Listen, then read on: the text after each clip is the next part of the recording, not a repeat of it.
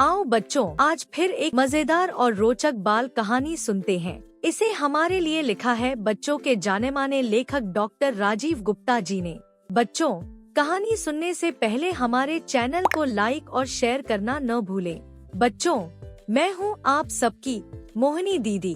तो सुनिए मेरी जुबानी डॉक्टर राजीव गुप्ता जी की कहानी। बच्चों, आज की कहानी का शीर्षक है आसमान में गधा। मोंटी बंदर बाजार जा रहा था। अचानक उसे अपने सिर के ऊपर किसी के चीखने की आवाज सुनाई दी। उसने ऊपर देखा और हैरान रह गया। आसमान में एक गधा उड़ रहा था। गधा जोर जोर से रेंक रहा था। उसकी आवाज सुनकर वहां बहुत सारे जानवर इकट्ठा हो गए। चंपा वन के जानवरों ने पहली बार उड़ता हुआ गधा देखा था।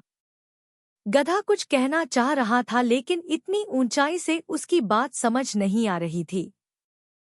तभी चीलू चील आसमान से नीचे आई और सबको डांटते हुए बोली, बेचारा गधा मुसीबत में है और तुम सब तमाशा देख रहे हो। पिगी सुअर बोला, अरे वह तो मजे से उड़ रहा है, शायद गाना गा रहा है। चीलू गुस्से में बोली, वह गाना नहीं, बचाओ बचाओ चिल्ला रहा है। यह सुनते ही लालू लंगूर ने तुरंत जंगल के थाने में फोन किया। कुछ ही देर में इंस्पेक्टर चेतू चीता अपने सिपाहियों के साथ वहां पहुंच गया। तब तक राजा Sher Singh, doctor Giroud giraffe और जासूस जैकी डॉग भी आ चुके थे। जब दूरबीन से देखा गया तो पता चला कि गधे की कमर में एक बड़ा गुब्बारा बंधा हुआ था। उसी की वजह से वह आसमान में उड़ रहा था।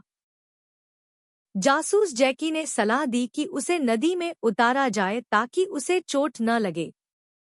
सब इंस्पेक्टर चंचल चील आसमान में पहुंची और उसने गुब्बारे में हल्का सा छेद कर दिया। धीरे धीरे हवा निकलने लगी और गधा आराम से नदी में उतर आया। राजा शेर सिंह ने पूछा, तुमने ऐसा क्यों किया? गधा रोते हुए बोला, मैं शहर में एक विज्ञापन कंपनी में काम करता था। उन्होंने जबरदस्ती मेरी कमर में यह गुब्बारा बांध दिया और मुझे उड़ने के लिए छोड़ दिया। यह सुनकर राजा शेर सिंह बहुत गुस्सा हुए। उन्होंने कहा, किसी मासूम जानवर को परेशान करना अपराध है। मैं उनके खिलाफ कार्रवाई करूंगा। जंगल के सभी जानवरों ने उनका समर्थन किया। तो बच्चों, इस कहानी से हमें क्या सीख मिलती है? हमें कभी भी किसी जानवर या किसी कमजोर को परेशान नहीं करना चाहिए और हमेशा मुसीबत में फंसे लोगों की मदद करनी चाहिए। बच्चों, आपको यह कहानी कैसी लगी? हमें कमेंट करके जरूर बताइए। जल्दी ही हम फिर मिलेंगे एक नई कहानी के साथ। धन्यवाद बच्चों।